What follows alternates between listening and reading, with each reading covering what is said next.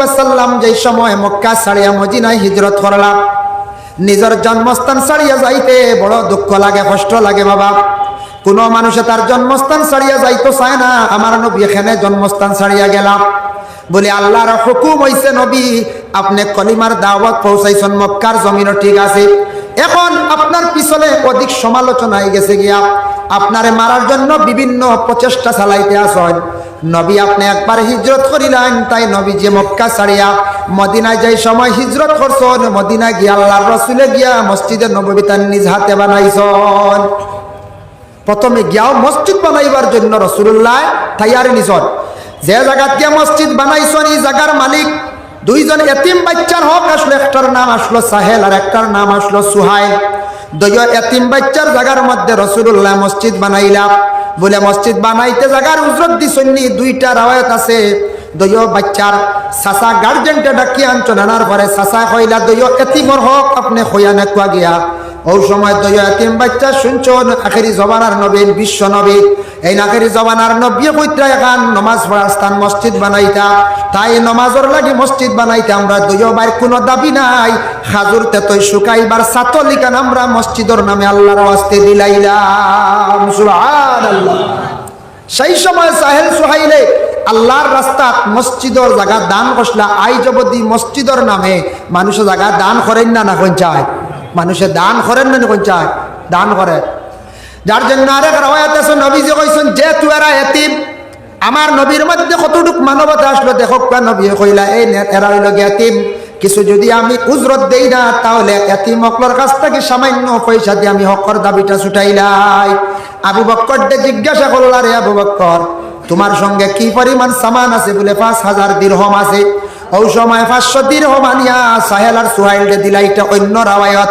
দুই বাচ্চারে সামান্য একটা হাদিয়া দেয়া সেই জায়গার মধ্যে আমার নবী মসজিদে নববী নির্মাণ করলাম, নামাজ পড়া আরম্ভ করলাম।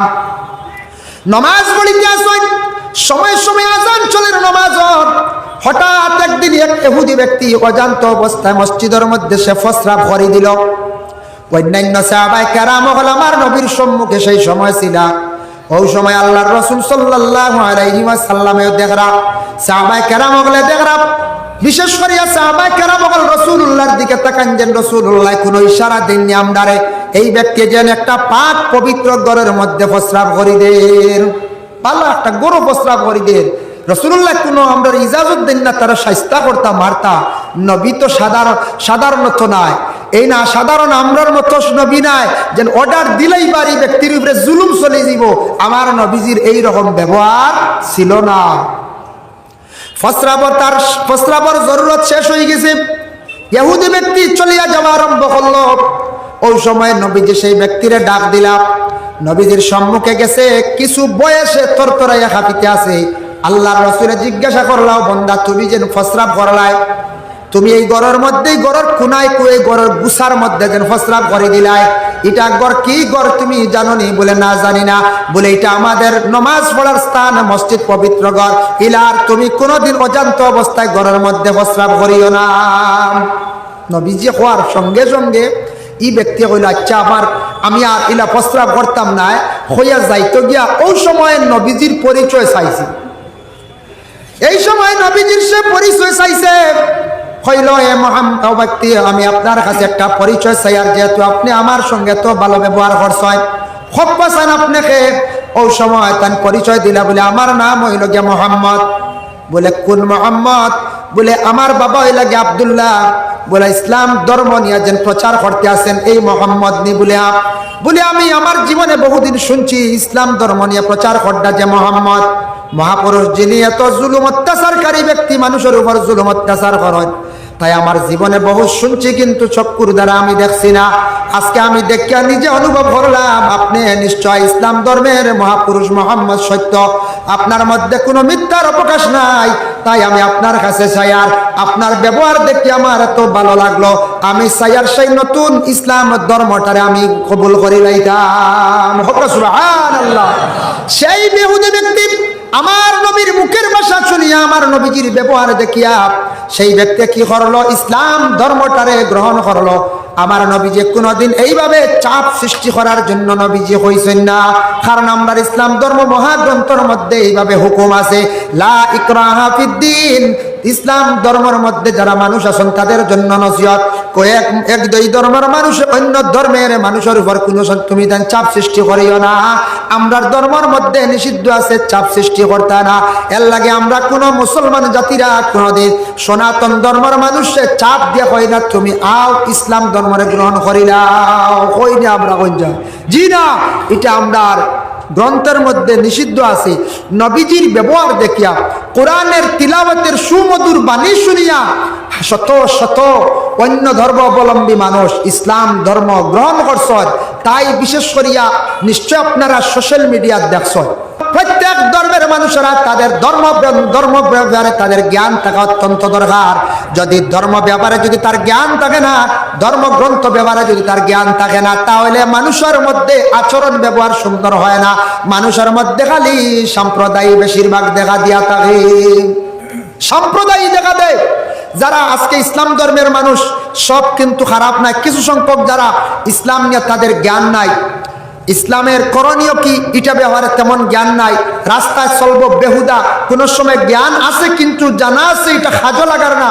সরকারের নিয়ম করছে ড্রাগস, এটা আমি অবৈধ ঘোষণা দিলাম, যারে পাওয়া যাইব ড্রাগসের ব্যবসায় ড্রাগস হাতে পাওয়া যাইব, যারে পাওয়া যাইব তোমারে দরিয়ানে 6 মাস নন বেল ওয়ারেন্ট, কোনো 6 মাস পর্যন্ত বেল নাই, নন বেল কোনো বেল নাই, নন বেল বুঝবাইছেন, 6 মাস পর্যন্ত ড্রাগস ব্যবসায়ী যারা, এত বেশি সরকারের নিষিদ্ধ করার পরে, এত বেশি প্রশাসনের দ্বারা চেক আপ নেওয়ার পরে এটা অবৈধ আমরা জানা, তারপরেও দেখা যায় আমাদের ভারতবর্ষে ইসলাম ধর্মের মানুষ সনাতন ধর্মের মানুষ এরা দেখা যায় ড্রাগসের ব্যবসা চালাইতে আছে। তাই আমরা কতটুকু আমরা ধর্মর গ্রন্থের হুকুমরে মানলাম, বিধানকে মানলাম, দেশের সরকারের আইনটারে আমরা কতটুকু আমরা মানিয়ে নিলাম, আমরা মানিয়ার নিখন চাই জি না।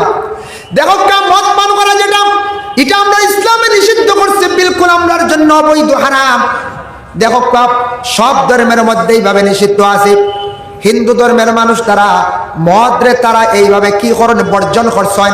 শিক্ষিত সমাজের মানুষ যারা বুঝছে, যাদের এই ব্যবহারে জ্ঞান আছে, তারা মদ না খাওয়ার জন্য বারবার অনুরোধ করে, কিন্তু কতটুক মানটা হিন্দু ধর্মের ছেলেরা কোনো সময় মদ পান করে, আমার মুসলমান ইসলাম ধর্মের মুসলমান ভাইয়েরা মদ পান করেন। এর জন্য প্রত্যেক ধর্মের মানুষের তাদের ধর্ম ব্যাপারে জ্ঞান থাকা দরকার, ধর্ম গ্রন্থ ব্যাপারে তাদের জ্ঞান থাকা অত্যন্ত দরকার। ধর্মীয় স্থান মসজিদ, মসজিদের করণীয় কি, মসজিদ কিভাবে চালানো, মসজিদ কিভাবে ডেভেলপ করা যায়, কিভাবে উন্নত করা যায়। আজকে দেখো সনাতন ধর্মের মানুষের আছে বিভিন্ন মন্দির আছে নানাগঞ্জায় মন্দির আছে। আমরা মুসলমান যারা আছি কোনোদিন হিন্দু ধর্মের ধর্মীয় স্থানের উপর আমরা আঘাত করতে যাই না, কারণ কোরআনের মধ্যে আছে লাকুম দীনুকুম ওয়ালিয়া দিন, যার যারই ধর্ম যার যার নিয়মে পালন করো। এর লাগে আমার ধর্মীয় স্থান মসজিদ, আমি মুসলমান মসজিদের মধ্যে যাইতাম, নমাজ পড়তাম। এখানে আমি দুর্গা পূজার সময় মুসলমান ভাই, এখানে আমি হিন্দু সমাজের লোকের মণ্ডপের মধ্যে যাই, এখানে আমি যাইতাম, যার যারই ধর্ম যার যার নিয়মে পালন করতাম। এখানে আমি হিন্দু সমাজের বড় উৎসব দুর্গা পূজা, সেই উৎসবের মধ্যে এখানে আপনি যাইতাম, যাওয়ার কোনো প্রয়োজন আছে জি না। যদি যাই হঠাৎ থেকে কোনো সময় একটা ব্যাঘাত ঘটে যেতে পারে, কোনো সময় সম্প্রদায় আসি যেতে পারে, আপনি একটা ভুল করে দিয়েছেন, এটার থেকে আপনার কোনো একটা ব্যাঘাত ঘটে যেতে পারে। এর লাগে এটার থেকে কি হয়, কোন সময় সম্প্রদায় আসি যায়, যেটার থেকে মায়া মহাব্বত মানুষের কাছ থেকে স্নেহ মমতা উঠে যায়। এর জন্য আমরা ভারতবর্ষের মধ্যে আমরা বিভিন্ন জাতিগোষ্ঠী আছি, আমরা সুন্দরভাবে বসবাস করতাম, যার যারই ধর্ম যার যার নিয়মে পালন করতাম, যার যারই ধর্মীয় স্থান যার যারই হেফাজত করতাম। কোনো সময় এইভাবে শোনা যায়, খবরে প্রকাশ সোশ্যাল মিডিয়াতে দেখা যায়, অমুক জায়গায় মন্দিরে বিভিন্ন খারাপ জিনিস নিয়ে বিভিন্ন মাংস নিয়ে রাখা হয়ে গেছে, এইভাবে খবরে প্রকাশ পাওয়া যায়, শোনা যায় না, না পাওয়া যায়। আমরা মুসলমান সমাজের মানুষ হিন্দু ধর্মের যত মন্দির আছে গির্জা আছে, এগুলোর মধ্যে আমরা বিনা অনুমতিতে আমরা খেয়ে যাই না, আমরা ধর্মীয় স্থানের উপর আঘাত করি না, ধর্মস্থানের উপর কোনো সময় আঘাত করতে যাই না, কোনোদিন খারাপ জিনিস নিয়ে আমরা রাখতে চাই না। এটা নিশ্চয় বিশেষ করিয়া এক শ্রেণীর মানুষ দুনিয়ার জমিনের মধ্যে আছে, শুধু ভারতবর্ষে শেষ তা নাই, বাংলাদেশে যান, পাকিস্তানে যান, আপনি ইউএসএ আমেরিকার মধ্যে যান, লন্ডন যান, মালয়েশিয়া যান, যে কোনো রাষ্ট্রের মধ্যে যান, যাবার পরে কিছু সংখ্যক মানুষ পার্সেন্টেজ দেখবা 5%, এরা মানুষে খালি দাঙ্গা লাগানোর চেষ্টা করে। যারা বিশেষ করে এইভাবে দাঙ্গা লাগাইতে চায় তাদের পক্ষে বিশেষ করিয়া প্রশাসনে ভালো পদক্ষেপ নিলে এইভাবে কোনোদিন দাঙ্গা আর লাগবে না। তাই আল্লাহর বান্দাগণ, আমি বিশেষ করিয়া শিক্ষা নিয়ে সামান্য আলোচনা করলাম, সামান্য আদব নিয়ে আলোচনা করলাম, আর বিশেষ করিয়া মসজিদ, যেহেতু সামান্য মসজিদ নিয়ে, ধর্মস্থান নিয়ে, ধর্মীয় গ্রন্থ নিয়ে, ধর্মগ্রন্থ নিয়ে আলোচনা করলাম। এর মধ্যে আমি এক না আল্লাহকে আমল করার আল্লাহ তৌফিক দান করক। যারা শুনছেন আপনারা আমল করা করক, আল্লাহ তৌফিক দেখবা। ঘরে ঘরে কোরআন আছে, কোরআন খান রীতিভাবে নিয়ম মানিয়া তিলাওয়াত করক, আপনার জিন্দগিতে আপনি ফায়দামন্দ হইবা। যার জন্য আল্লাহর বান্দাগান, যেহেতু এই জায়গাত মসজিদ, মসজিদে কোনো সময় খাস অসম্পূর্ণ থাকি যায়, আমি দোয়ার আগে চাইয়ার আপনার কাছে আমি একবার অনুরোধ করি, আর পরবর্তীতে আপনারা বয়ান শুনবা, আল্লাহর গড়খানা যদি দিল দিয়ে আপনারা যদি যে যত পারেন দিয়া সাহায্য যদি করেন, সারা নিয়ে দোয়া করবো, আর খাস করে দোয়া করবো আজকে আপনার সামনে হইয়া যায় আশা কর। যেমন ইউসুফের মধ্যে আছে, ইয ক্বালাত ইমরাতু ইমরান ইন্নী নাযারতু লাকা মা ফি বাতনি মুহাররারান, ইয ক্বালা ইউসুফু লিআবিহি ইয়া আবাতি ইন্নী রাআইতু আহাদা আশারা কাওকাবা। এই যে 11টা সিতারা সম্পর্কে যে মাতিল হযরত ইউসুফে যে তানবায়ন্তর কথা কইলা, প্রথমে কি কইলা বলে, আমারে আকাশর তারকায় আমারে সজিদা করছে। হঠাৎ তাকে রিচার্জ করলা, বড় বড় বিজ্ঞানগুলো রিচার্জ করিয়া সার্চ করিয়া দেখলা কোরআনের মধ্যে যে আকাশের মধ্যে যে গ্রহ যেগুলো আছে, কোরআনের মধ্যে সব কিছু আছে, তারা এটা রিচার্জ করিবা। আমরা মুসলমান জাতি যা সেই কোরআন আল কারিম রে যেহেতু তিলাওয়াত করি আর না, রিচার্জ করা তো দূরের কথা, তিলাওয়াত নাই, কোরআনের সম্মান না, ইজ্জত নাই। ঘরে ঘরে কোরআন আছে, কোরআনের এহানত কর, কোরআন আমরা পড়ি আর না, ওর নিনা না কইতে নিলাম। আমরা ইনি যত আছি আমরা দায়ম করি, আমরা কয়জনে কোরআনকে তিলাওয়াত করিয়া আমরা ইলা আসিনি পঞ্চায় জি না, আল্লাহ কি তোর লড়িত না সারাওয়ালা রায় পঞ্চায় দায়ম করিয়া কোরআন শরীফ তিলাওয়াতকারী নাই। কোরআন এমন একটি কিতাব, যে কিতাব যেটা আছে এই কিতাবটা খালি সইলেও মানুষের সম্মান বাড়ে। কোরআনের গায়ে একটা কাপড় লাগার কারণে সম্মান বাড়ে। আপনি যাইন সনাতন ধর্মের মানুষ, তাদের ধর্মগ্রন্থ আছে বলে গীতা আছে, বাইবেল, মহাভারত, বিভিন্ন বইগুলা আছে। যদি জিজ্ঞাসা করেন, হয়তো যে কোনো ধর্মের একজন বাইয়ে তার ধর্মগ্রন্থ তাকে কিছু পড়িয়া শোনাইতে পারে, কিন্তু এটা 100% গ্যারান্টি, যে কোনো সনাতন ধর্মের একজন ভাই যদি প্রশ্ন করে একজন মুসলমান মানুষরে, ছেলে হোক মেয়ে হোক, বলে তোমার ইসলাম ধর্মের মহাগ্রন্থর মধ্যে যে একটু বাণী একটু একটা অধ্যয়ন করিয়া আমার শোনা যায়। মুসলমানের ঘরে ঘরে কোরআন আছে, সকালবেলা সবাই মক্তবে গিয়া শিখছেন, যার ফলে আর না হইলে পূর্ণাঙ্গ কোরআন শরীফ যদি সে পড়িতে পারে না, কোরআনের কিছু সূরাগুলা তো তিলাওয়াত জানেন না লাগল যায়, আর না হইলে সূরা ফাতিহা থেকে আলাম তারা পর্যন্ত তো তিলাওয়াত জানেন, ইজাজুল জিলা পর্যন্ত তিলাওয়াত জানেন। এর জন্য যে কোনো ধর্মের একজন বাইরে যদি প্রশ্ন করা হয়, সনাতন ধর্মের বাইরে তার ধর্ম ব্যবহারে, এটা আপনার সমবেশী ব্যবহারে জানতে পারেন, জিজ্ঞাসা করতে পারেন। হিন্দু ধর্মের একজন ভাই যদি আমারে প্রশ্ন করে আমার ধর্মগ্রন্থ ব্যবহারে, তাই আমিও তার প্রশ্নের জবাব দিতে পারতাম। যদি একজন মুসলমানকে যদি হয় তোমার ধর্মগ্রন্থর নাম কোরআন, কোরআন শব্দের অর্থটা কি, আমরা অনেক মুসলমান ভাই হয়তো নাও হইতাম পারি, কোরআন শব্দের অর্থ হইল ফোড়া, ফোকা সুবহানাল্লাহ। যদি কয় বলে মোহাম্মদ, তোমাদের ইসলাম ধর্মের মহাপুরুষ মোহাম্মদ শব্দের অর্থ কি, যদি প্রশ্ন করে, আমরা তো খালি জানি নবী মোহাম্মদ সাল্লাল্লাহু আলাইহি ওয়াসাল্লাম বলা না। যদি কয় বলে মোহাম্মদ শব্দের অর্থ কি, আমরা এটার অর্থ জানা আমরা লাগে অত্যন্ত দরকার মনে করি, জানার দরকার নিলে না কোন চাই দরকার। তে মোহাম্মদ শব্দের অর্থ কি বলে, প্রশংসার প্রশংসিত, যার প্রশংসাটা অতুলনীয়, যেটার তুলনা হইতে পারে না। সুবহানাল্লাহ। যার জন্য বিশেষ করিয়া এই পবিত্র কালামুল্লাহ শরীফ, তার মধ্যে আদব আছে। কোরআন পড়িতে সময় আমরা মুসলমান জাতিরা এমনি টেকা গণিতের সময় মানুষের জিব্বাতটা কি সেফটা মানুষের ব্যবহার করে, করেন না? তারপরে অনেক বই পুস্তক মানুষে পড়েন, পড়িতে সময় মানুষের জিব্বার মধ্যে আঙ্গুল লাগে, সেফটা ব্যবহার করে। কিন্তু কোরআন আল্লাহর কালাম কিতাবটা পড়িতে সময় সেফ ব্যবহার করা হয়ে থাকছে গিয়ে চরম বেয়াদবি। এর জন্য কোরআনের উপরে একটা তিরকা পর্যন্ত, তিরকা দিয়ে মুরাদ হয়েছে, একটা সিংলা পরিমাণ জিনিস রাখা হয়ে থাকছে গিয়ে চরম বেয়াদবি। কোরআনের উপরে খেওয়ালা আসন কলম রাখরা অন্য বইও রাখিতে পারো বেয়াদবি সবচাইতে উচ্চ স্থান উচ্চ জায়গা রাখতে সেই আল্লাহর কালাম কোরআন শরীফ তিলাওয়াত করতে গিয়ে সুগন্ধজাত জিনিস জ্বালাইতাম ধূপকাঠি জ্বালাইতাম সন্ধ্যার বেলা আপনার দুনা জ্বালাই আল্লাহর বান্দাগান আমরার মুসলমানের বাড়ির মধ্যে ধূপকাঠিটা জ্বালানো খুব কম অনেক সময় বলি আল্লাহদের মাজারও যাই যাবার পরে খেয়ে 2 প্যাকেট নিয়ে একসঙ্গে জ্বালাইয়া দিলাই জ্বালাইনি না জ্বালাই গড়রে বাড়িরে সুগন্ধ বানাইতা কিন্তু আমরা কোরআন শরীফ তিলাওয়াত করতে খুশবুদার জিনিস ব্যবহার করতা এটা আমরার মধ্যে নাই যার জন্য কোরআন তিলাওয়াত করতে খুশবুদার জিনিস ব্যবহার করা হইল গিয়া সুন্নত উচ্চা জায়গার মধ্যে কোরআন শরীফ রাখিয়া কিবলামুখী বসিয়া তিলাওয়াত করা হইল গিয়া মুস্তাহাব ধূপকাঠি জ্বালাইতা প্রত্যেক মুসলমানের ঘরের মধ্যে ধূপকাঠিটা জ্বালানো হইতো যদি কোনো মুসলমানের বাড়ির মধ্যে সন্ধ্যার বেলা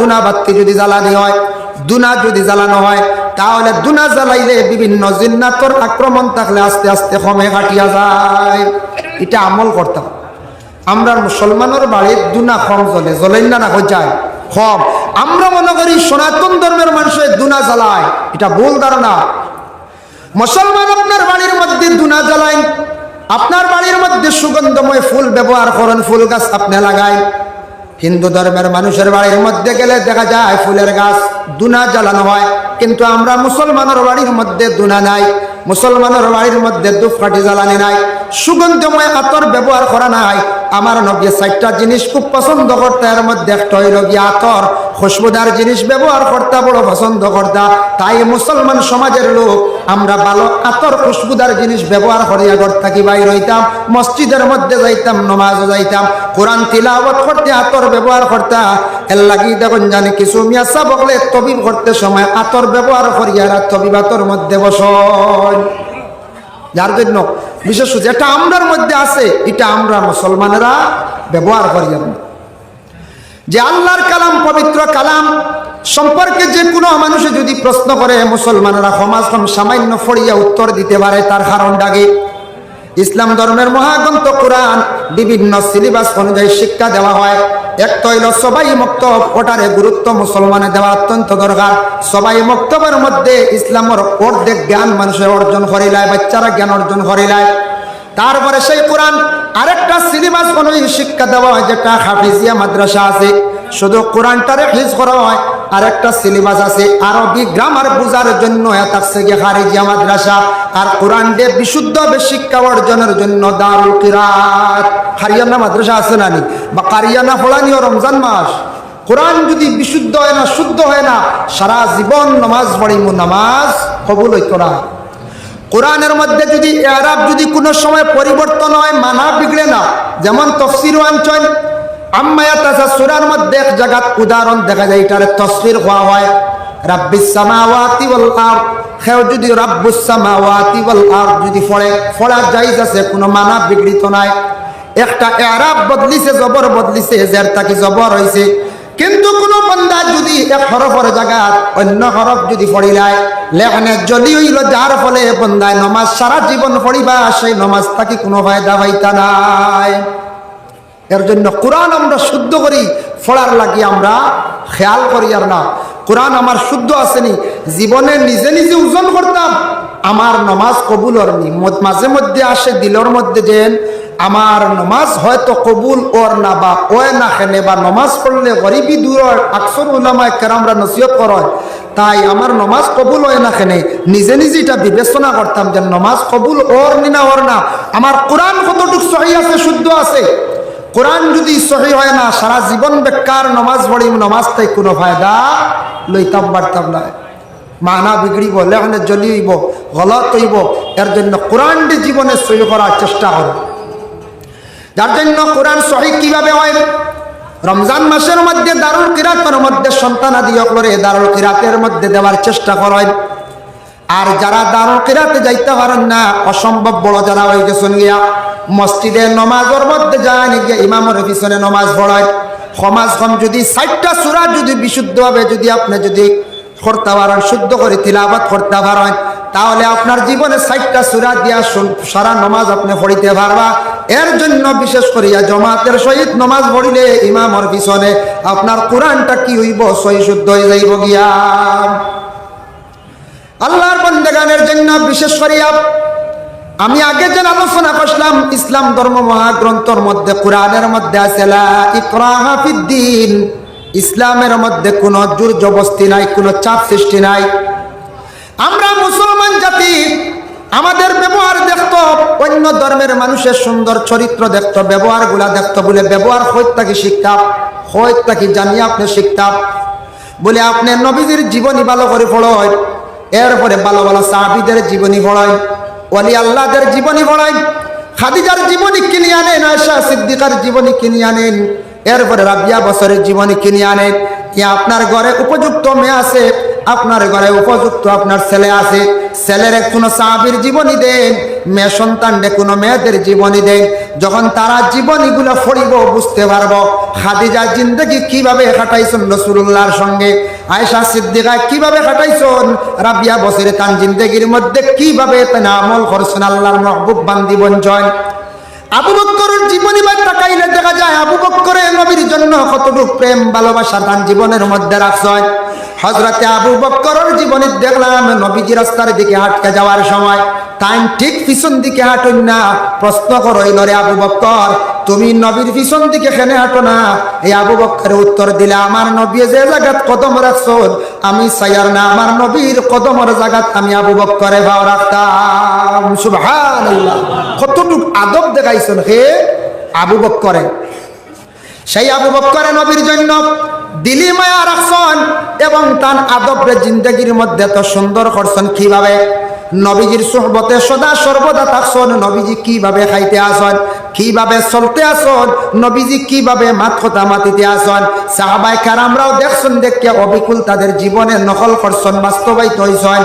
ঠিক সবটাকে বেশি আবু বকরে নবীজির কাছ থেকে তার জীবনে সম্মানটা বেশি লাভ করছেন। তার কারণটা কি? আবু বকরে কোনোদিন নবীর সঙ্গে তান বেয়াদবি তান তাকি করছে না, সাহাবীদেরও করছে না, কোনোদিন আবু বকরের এইভাবে করছে না। আবু বকরে অবিকুল নবীজির পূর্ণ জীবনটা তান নকল করি লাইছেন। সুবহানাল্লাহ। এর জন্য নবীজির জীবন আদর্শ ব্যবহারগুলা দেখিয়া অনেক বিধর্মীরা ইসলাম ধর্মরে গ্রহণ করছেন। বিধর্মী কারে কয়?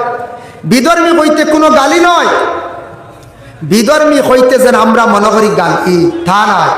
বিধর্মী শব্দের অর্থ থাকছে গিয়া ইসলাম ধর্মের বারা জানালু, এতে হিন্দু ধর্মের হোক মানে সনাতন ধর্মের হোক, খ্রিস্টান ধর্মের হোক, জৈন ধর্মের হোক, বুদ্ধ ধর্মের হোক, শিখ ধর্মের হোক, যে কোনো ধর্মের লোক হোক, সে আমার ইসলামের বারাগতিকে ওরারে আমরা কই বিধর্মী। বিধর্মী হইতে কোনো সময় এটা কোনো গালি নাই। কোন সময় আমরা গালি দেই কাফির হইয়া, হইদানি কাফির যারা কুফরি কাম করছে, যারা কুফরি কাম করে। কুফরি কাম করে কোন কাম করে? এমন একটা জঘন্যতম কাজ করছে যে কোনো মানুষে, যে কোনো ধর্মের লোক হোক, তবে বিশেষ করিয়া ইসলাম ধর্মের মানুষ, সে যদি ইসলাম ধর্মের মহাগ্রন্থর হুকুমের বারা যদি বুড়াই একটা কাজ করছে, যেটার দ্বারা বিলকুল তার ইমান নষ্ট হয়ে গেছে গিয়া, হাদিসের বারা কাজ করছে, তার আর ইমান রইছে না, বিলকুল বুড়া কাজের দিকে সে অগ্রসর হয়ে গেছে গিয়া, কুফরি হালত তো পৌঁছে গেছে গিয়া। এর জন্য আহলে আরবের মধ্যে একটা ভাষা আসলো, এরারে কুফার কইয়া ডাকাডাকি করতা বলে খেলে। আহলে আরবের মধ্যে কুফার কইতা যারা, ও কারণে কইতা যারা বিলকুল তাদের ধর্ম ব্যাপারে জ্ঞান নাই, তারা দিন বিলকুল মানছে না, এরারে কুফার কইয়া গালিগালাজ করা হইতো না, কইতা বলে এরা কুফার, যারা বিলকুল কুফরি হালতের মধ্যে থাকে। এর জন্য বিশেষ করিয়া নবীজির জমানায় একবার আল্লাহর রসুলরে কিছু সংখ্যক মানুষেরা আল্লাহর রসুলরে অপমান করার জন্য তারা জমায়েত হয়েছে। অপমান বুঝছেন নি? নাম ধরিয়া সিঁড়ি লাগানি বা বিভিন্ন লাইনে কমেন্ট করা, ইলা আছে না কোনো সময়? ওই সময় এক গুড়া কইলা মোহাম্মদ রে বিভ্রান্তি করার জন্য তার নাম কিছু বদলাইয়া লাগাই, বলে কি নাম? হেও কইছেন রাহিল লাগাও, হেও কইছেন আফতার লাগাও, হেও কইছেন আহমদ লাগাও। সূরা মুজাম্মিলের তাফসীরের মধ্যে দেখলাম এইভাবে তারা কি করলো, আরম্ভ করলো মোহাম্মদ রে বিভিন্ন নাম ধরিয়া ডাকাডাকি করা আরম্ভ করে দিত। এইভাবে তারা পরামর্শ করলো, কিন্তু আল্লাহর জাতের বরদাস্ত পাইছে না। সেই সময় নবীর কাছে ওয়াহী নাজিল হইল, আর আমার নবীর শরীরের মোবারকের মধ্যে কম্পন শুরু হইতো সেই সময় ওহী নাজিল হওয়ার পরে এই দিন রাসূলুল্লাহ একটা চাদর গায়ের মধ্যে জড়াইয়া আল্লাহর রাসূল বসিয়া রইছেন। আল্লাহর জাতির তো পছন্দ লাগছে, জিব্রাইলকে জানাইলা, কইলা জিব্রাইল যাও সাই আমার নবীর গায়ের মধ্যে চাদর জড়াইল দেখিয়া আমার খুব বেশি পছন্দ লাগছে, আমার নবীরে গিয়া কইও তারা রাইন হইয়া ডাকিত স্যার, আহমক হইয়া ডাকিত স্যার, আফতার হইয়া ডাকিত স্যার, আমি আল্লাহ আমার নবীরে ইয়া আইয়ুহাল মুজাম্মিল হইয়া ডাক দিলাম। জিব্রাইলে গিয়া যেমনে জানাইছেন ইয়া রাসূলুল্লাহ আপনার চাদর উড়াগান পছন্দ লাগছে আল্লাহর দেখিয়া, আপনারা কইছেন ও চাদরওয়ালা নবী হইয়া আপনারা ডাক দিছেন। নবী যে শুনিয়া খুব খুশি হইছেন, আল্লাহ এমন একটা ডাক আমার নবীরে দান করছেন যে মুজাম্মিল শব্দটা নাজিল হইছে, নাজিল হওয়ার সঙ্গে সঙ্গে তারার আহমক না ডাক যেটা এটা মিটি গেল গিয়া, তারা রাইন ডাক মিটি গেল গিয়া, কোন নাম দিয়ে তারা নবীর অপমান করতে পারলো না। আমার আল্লাহ নবীর সম্মান দে জমিনের মধ্যে বহাল রাখি দিলা, সুবহানাল্লাহ। তারা চাইছিল নবীর অপমান করতে, পারছে না কোন চায়? জি না, পারছে না। যার জন্য বিশেষ করিয়া আল্লাহ রাসূল সাল্লাল্লাহু আলাইহি ওয়াসাল্লামের মায়ের উম্মত হল উদাহরণ স্বরূপ একটা ঘটনা আপনাদের সম্মুখে আমি আনতে চাই। আমার হইল সামান্য আদব সম্পর্কে হইয়া রাসূলুল্লাহর একটা হাদিস আপনাদের সম্মুখে তিলাওয়াত করছি। আল আদবু খায়রুম মিনাজ যাহাবি ওয়াল ফিদ্দা, আদব হইয়া থাকছে গিয়া সোনার চাঁদির থেকে আরো বেশি মূল্য, আরো দাম। আদব কিনতে পাওয়া যায় না, আদব কোনোদিন কোনো জায়গাতে আপনি পাইতায় না বাবা। আদব হইয়া থাকছে গিয়া নবীজির চরিত্র, নবীজির আখলাক। হেও যদি কোনো সাহাবী ওগুলার যদি জীবনের দিকে তাকাইয়া যদি সে জীবন যদি পরিবর্তন করিলায়, তার আদব আখলাক খুব সুন্দর হইব। আর আদব আখলাক চরিত্র যদি মানুষের জীবনে সুন্দর হয় না, এই মানুষের জমিনে কোনো মূল্য থাকে না। যে কোনো ধর্মের লোক হোক, হয়তো মুসলমান অমুসলমান, যে কোনো ধর্মের মানুষ হোক, তার যত টাকা পয়সা হোক না কেন, ওটাল সম্পদ হইছে, কিন্তু তার যদি আদব লেহাজ যদি ঠিক থাকে না, মুখের ভাষা যদি সুন্দর থাকে না, এই মানুষের সম্মান জমিনও থাকে না। থাকবো নি কোন চায়? মানুষ কইব তোমার টেকা হইলে কি হয়েছে, তোমার চরিত্র বালা নাই, তোমার আখলাক বালা না, কইব না কোন চায়? অটোমেটিক কইব। বড় যদি একজন জ্ঞানী ব্যক্তি যদি হয়, অতি শিক্ষিত মানুষ, যে LLB করছেন, কিবা তো মাস্টার ডিগ্রি করছেন, অনার্স করছেন, কিবা তো মাদ্রাসার লাইনে তাই মুফতিয়া নাবাস করছেন, তান যদি আদব যদি ঠিক থাকে না, জবান যদি ঠিক থাকে না, মুখের ভাষা যদি সুন্দর হয় না, মানুষের তানরে কোনোদিন সম্মান দিত না, তার সম্মান কমে যায়। ঠিক তেমনি ভাবে আল্লাহর বান্দাগান, আল্লাহর রাসূল সাল্লাল্লাহু আলাইহি ওয়াসাল্লাম যেই সময় মক্কা ছাড়িয়া মদিনায় হিজরত করলাম, নিজের জন্মস্থান ছাড়িয়া যাইতে বড় দুঃখ লাগে, কষ্ট লাগে বাবা। কোন মানুষে তার জন্মস্থান ছাড়িয়া যাইতো চায় না। আমার নবী এখানে জন্মস্থান ছাড়িয়া গেলাম বলে আল্লাহর হুকুম হইছে, নবী আপনি কলিমার দাওয়াত পৌঁছাইছেন মক্কার জমিনও ঠিক আছে, এখন আপনার পিছনে অধিক সমালোচনা হয়ে গেছে গিয়া, আপনারে মারার জন্য বিভিন্ন প্রচেষ্টা চালাইতে আসেন। নবী আপনি একবার হিজরত করিলেন, তাই নবী যে মক্কা ছাড়িয়া মদিনায় যাই সময় হিজরত করছেন, মদিনায় গিয়া আল্লাহর রাসূলে গিয়া মসজিদে নববী তার নিজ হাতে বানাইছেন। প্রথমে গিয়াও মসজিদ বানাইবার জন্য রাসূলুল্লাহ তৈয়ারি নিছেন। যে জায়গা গিয়া মসজিদ বানাইছেন, এই জায়গার মালিক দুইজন এতিম বাচ্চার হক আসলো, একটার নাম আসলো সাহেল আর একটার নাম আসলো সুহাইল। দুই এতিম বাচ্চার জায়গার মধ্যে রাসূলুল্লাহ মসজিদ বানাইলা। বলে মসজিদ বানাইতে জায়গার উজরত দিছেন, দুইটা রাওয়ায়াত আছে। দুই বাচ্চার চাচা গার্জেনটা ডাকিয়া আনছেন, আনার পরে চাচা কইলা দুই এতিমর হক আপনি হইয়া নেকুয়া গিয়া। ওই সময় দুই এতিম বাচ্চা শুনছেন আখেরি জবানার নবী, বিশ্ব নবী, এই আখেরি জবানার নবী কইত্রা এখন নমাজ পড়ার স্থান মসজিদ বানাইতা, তাই নমাজের লাগি মসজিদ বানাইতে আমরা দুই ভাইয়ের কোনো দাবি নাই। খাজুর তেতই শুকাইবার ছাতলিকান আমরা মসজিদের নামে আল্লাহর ওয়াস্তে দিলাইলাম, সুবহানাল্লাহ। সেই সময় সাহেল সুহাইলে আল্লাহর রাস্তা মসজিদর জায়গা দান করলা। আই জবদি মসজিদর নামে মানুষের জায়গা দান করেন না, না কোন চায়? মানুষে দান করেন না কোন চায়? দান করে। যার জন্য আরেক রাওয়ায়াত আছে, নবীজি কইছেন যে তুয়ারা এতিম, আমার নবীর মধ্যে কতটুক মানবতা আসলো দেখো। নবী কইলা এই এরা হইল এতিম, কিছু যদি আমি উজরত দেই না, তাহলে এতিম হকলর কাছ থেকে সামান্য পয়সা দিয়ে আমি হকর দাবিটা ছুটাইলাই। আবু বকর জিজ্ঞাসা করল, রে আবু বকর তোমার সঙ্গে কি পরিমাণ সামান আছে? বলে 5000 দিরহম আছে। ওই সময় 500 দিরহাম আনিয়া সাহেল আর সুহাইলকে দিলা। এটা অন্য রাওয়ায়াত। দয় বাচ্চারে সামান্য একটা হাদিয়া দিয়া সেই জায়গার মধ্যে আমার নবী মসজিদে নববী নির্মাণ করলা, নামাজ পড়া আরম্ভ করলাম। নামাজ পড়িতে আসেন, সময় সময় আজান চলে নামাজত। হঠাৎ একদিন এক ইহুদি ব্যক্তি অজান্ত অবস্থায় মসজিদের মধ্যে সে প্রস্রাব করে দিল। অন্যান্য সাহাবায়ে কেরাম হল আমার নবীর সম্মুখে সেই সময় ছিল। ওই সময় আল্লাহর রাসূল সাল্লাল্লাহু আলাইহি ওয়াসাল্লামেও দেখরা, সাহাবায়ে কেরাম হলে দেখরা, বিশেষ করে সাহাবায়ে কেরাম হল রাসূলুল্লাহর দিকে তাকান, যেন রাসূলুল্লাহ কোনো ইশারা দেননি আমদারে এই ব্যক্তি যেন একটা পাক পবিত্র ঘরের মধ্যে প্রস্রাব করে দেন, ভালো একটা গরু প্রস্রাব করে দেন। রাসূলুল্লাহ কোনো আমরা ইজাজত দেন না, তারা শাস্তা করতা মারতা। নবী তো সাধারণত নাই, এই না সাধারণ আমরার মতো নবী নাই যেন অর্ডার দিলেই বাড়ি ব্যক্তির উপরে জুলুম চলে যাব। আমার নবীজির এই রকম ব্যবহার ছিল না। প্রস্রাবর জরুরত শেষ হয়ে গেছে, ইহুদি ব্যক্তি চলিয়া যাওয়া আরম্ভ করলো। ওই সময় নবীজি সেই ব্যক্তিরে ডাক দিলাম। নবীজির সম্মুখে গেছে, কিছু বয়সে তরতরাইয়া কাঁপিতে আছে। আল্লাহর রাসূল জিজ্ঞাসা করলাম, বন্দা তুমি যেন প্রস্রাব করলাই, তুমি এই ঘরের মধ্যেই ঘরের কোনায় কুয়ে ঘরের গুছার মধ্যে যেন প্রস্রাব করে দিলাই, এটা ঘর কি ঘর তুমি জানো নি? বলে না জানি না। বলে এটা আমাদের নমাজ পড়ার স্থান, মসজিদ পবিত্র ঘর। ইলার তুমি কোনোদিন অজান্ত অবস্থায় ঘরের মধ্যে প্রস্রাব করিও না।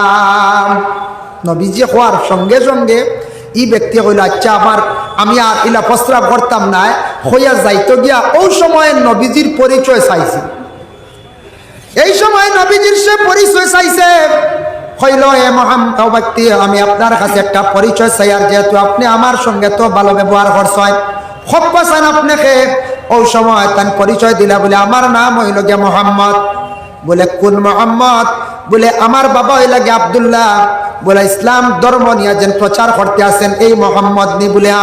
বলে আমি আমার জীবনে বহুদিন শুনছি ইসলাম ধর্ম নিয়ে প্রচার করতে যে মোহাম্মদ মহাপুরুষ, যিনি এত জুলুম অত্যাচারকারী ব্যক্তি, মানুষের উপর জুলুম অত্যাচার করেন, তাই আমার জীবনে বহু শুনছি কিন্তু চক্ষুর দ্বারা আমি দেখছি না। আজকে আমি দেখিয়া নিজে অনুভব করলাম আপনি নিশ্চয় ইসলাম ধর্মের মহাপুরুষ মোহাম্মদ সত্য, আপনার মধ্যে কোনো মিথ্যার অবকাশ নাই। তাই আমি আপনার কাছে চাই, আর আপনার ব্যবহার দেখে আমার এত ভালো লাগলো, আমি চাইয়ার সেই নতুন ইসলাম ধর্মটারে আমি কবুল করি লাইতাম।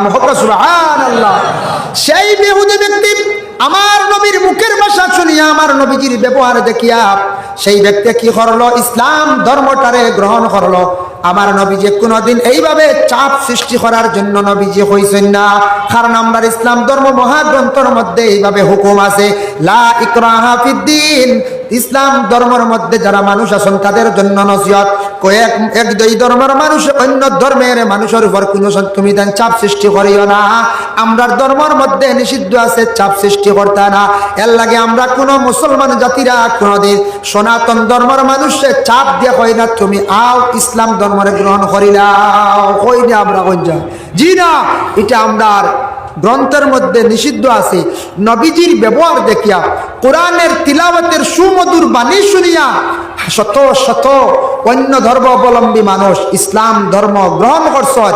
তাই বিশেষ করিয়া নিশ্চয় আপনারা সোশ্যাল মিডিয়া দেখছেন, দেখা মানে সোশ্যাল মিডিয়ার খবর জাগাত তো গেছি না, যাওয়া অসম্ভব, কিন্তু কাতারে বিশ্বকাপ খেলা চলিতে আছে, আপনারা নিশ্চয় জানেন। কাতারে বিশ্বকাপ ফুটবল যে খেলা আরম্ভ হয়েছে, প্রথম যখন উদ্বোধন আরম্ভ হইল, সেই দেশের বাদশা কি করলো? প্রথম অবস্থায় আল্লাহর কালাম কুরআনের মধ্যে সূরা রহমান দিতেন আরম্ভ করলা। সুবহানাল্লাহ। উদ্বোধন হয়েছে, আর কাতারের যে বাদশা সরকারের অর্ডার হইয়া থাকছে গিয়া বলে কাতারের মধ্যে যখন খেলা আরম্ভ হবে, এই সময় কোন পুরুষ এবং নারীরা বেহায়া সুরতে চলতে পারতা নাই। কোন মহিলারা তুমি তার উলঙ্গ হিসাবে কাপড় পরিধান করতে পারতে নাই। যারা করবা নিম্নতম 3 বছর ঊর্ধ্বে 10 বছর কারাদণ্ড দেওয়া হবে।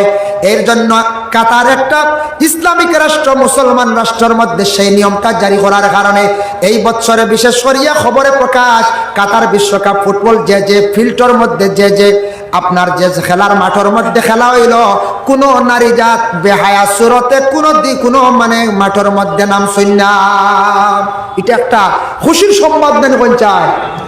এইভাবে যদি আজকে কাতার একটা ফুটবল খেলার মাঠে খেলার জন্য অন্যান্য খেলার মধ্যে ভারতবর্ষের মধ্যে আইএসএল খেলা করা হয়।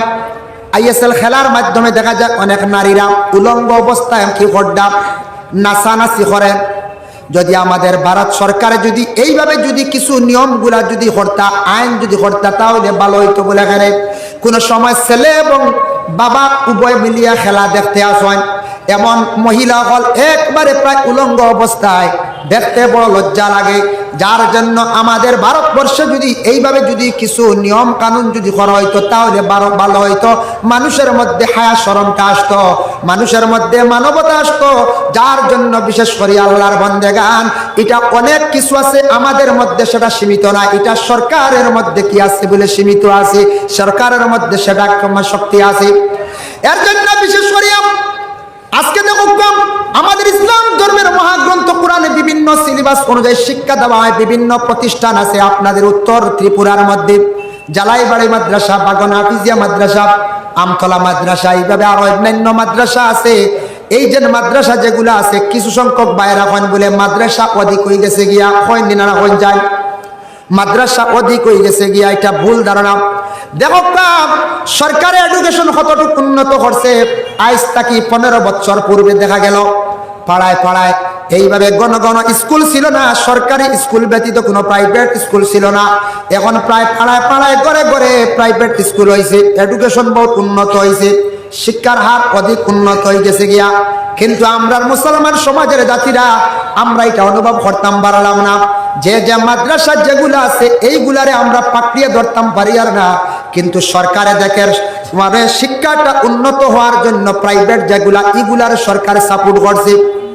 বিশেষ করে সরকারিগুলো আমার সরকারে চালাইয়া নিতে আছে, কিন্তু বেসরকারি যত মাদ্রাসা যেগুলো আছে এগুলা যদি উন্নত করি আমরা, ইসলাম উন্নত হবে, ইসলামের মানে অনেক খাস গুলা বাড়বো, ইসলামের অনেক ফায়দা হইব।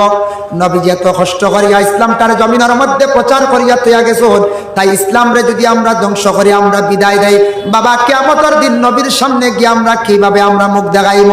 এর জন্য এটা আমরা বুঝর ব্যাপার, আমরা বুঝতাম আরো প্রয়োজন। যদি ওই মাদ্রাসা আরো বাড়ো, যত বাড়িব তত ছাত্র বাড়িবা, তত হাফিজ আলিম কারি হল মুফতি হল বাড়িবা, তত বেশি ইসলামের খেদমত বাড়িতে থাকব।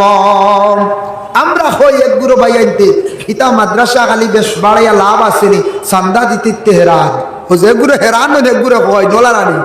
তুলনামূলক কত পার্সেন্ট হইব কঞ্চান মাদ্রাসা ত্রিপুরা রাজ্যে, আসাম রাজ্যে বহুত বেশ, তবুও ত্রিপুরা রাজ্যে হারে পার্সেন্ট 2% হইব না কঞ্চা 2% হইব। সরকারি তুলনায় প্রাইভেট স্কুলে, সরকারি স্কুলের তুলনায় 2% হইব মাদ্রাসা আছে।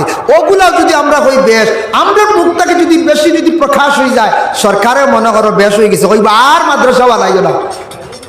তবে বিশেষ করে যে যে পুরাতন মাদ্রাসা যেগুলো আছে এগুলা পাকড়িয়ে ধরার জীবনের চেষ্টা করায়, উন্নত করার, ডেভেলপ করার চেষ্টা করেন বাবা জিন্দগির মধ্যে। এর লাগে বিশেষ করিয়া, কারণ প্রত্যেক ধর্মের মানুষেরা তাদের ধর্ম ব্যাপারে তাদের জ্ঞান থাকা অত্যন্ত দরকার। যদি ধর্ম ব্যাপারে যদি তার জ্ঞান থাকে না, ধর্মগ্রন্থ ব্যাপারে যদি তার জ্ঞান থাকে না, তাহলে মানুষের মধ্যে আচরণ ব্যবহার সুন্দর হয় না। মানুষের মধ্যে খালি সম্প্রদায় বেশিরভাগ দেখা দিয়া থাকে, সম্প্রদায় দেখা দেয়। যারা আজকে ইসলাম ধর্মের মানুষ সব কিন্তু খারাপ নাই, কিছু সংখ্যক যারা ইসলাম নিয়ে তাদের জ্ঞান নাই, ইসলামের করণীয় কি এটা ব্যবহারে তেমন জ্ঞান নাই, রাস্তায় চলবো বেহুদা, কোন সময় জ্ঞান আছে কিন্তু জানা আছে এটা কাজও লাগার না।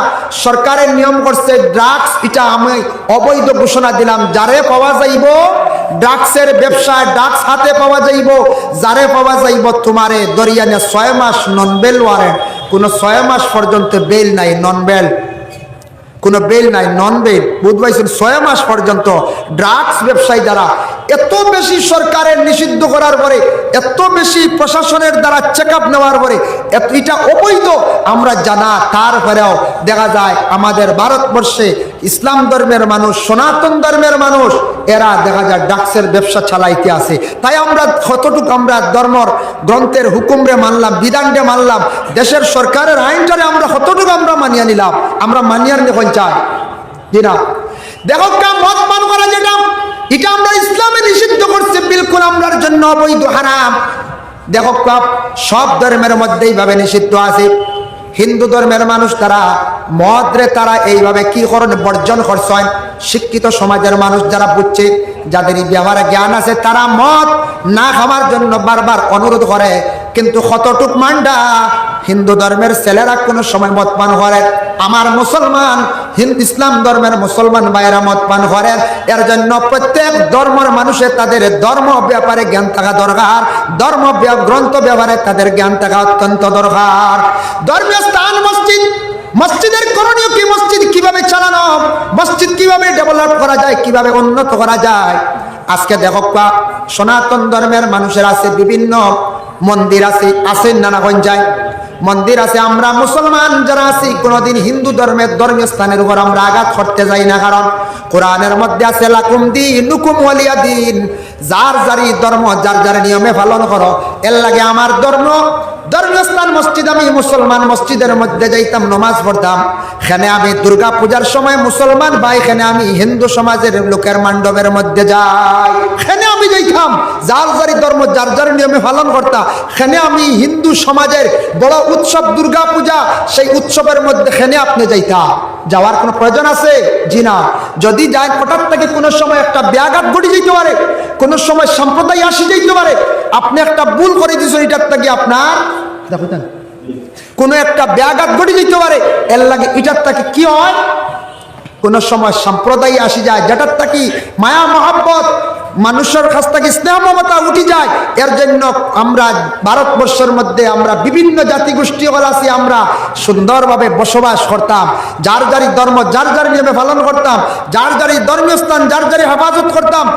কোনো সময় এইভাবে শোনা যায়, খবরে প্রকাশ সোশ্যাল মিডিয়াতে দেখা যায়, অমুক জায়গায় মন্দিরে বিভিন্ন খারাপ জিনিস নিয়ে, বিভিন্ন মাংস নিয়ে রাখা হয়ে গেছে, এইভাবে খবরে প্রকাশ পাওয়া যায়, শোনা যায় না? না, পাওয়া যায়।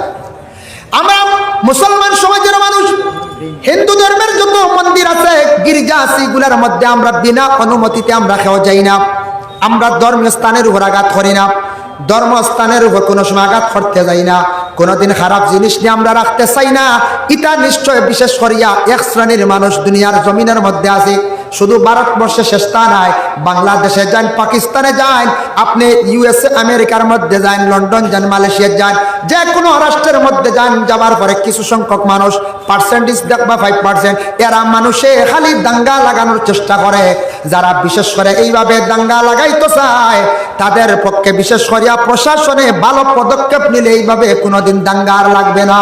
তাই আল্লাহর বান্দাগান আমি বিশেষ করিয়া শিক্ষা নিয়ে সামান্য আলোচনা করলাম, সামান্য আদব নিয়ে আলোচনা করলাম, আর বিশেষ করিয়া মসজিদ, যেহেতু সামান্য মসজিদ নিয়ে, ধর্মস্থান নিয়ে, ধর্মীয় গ্রন্থ নিয়ে, ধর্মগ্রন্থ নিয়ে আলোচনা করলাম।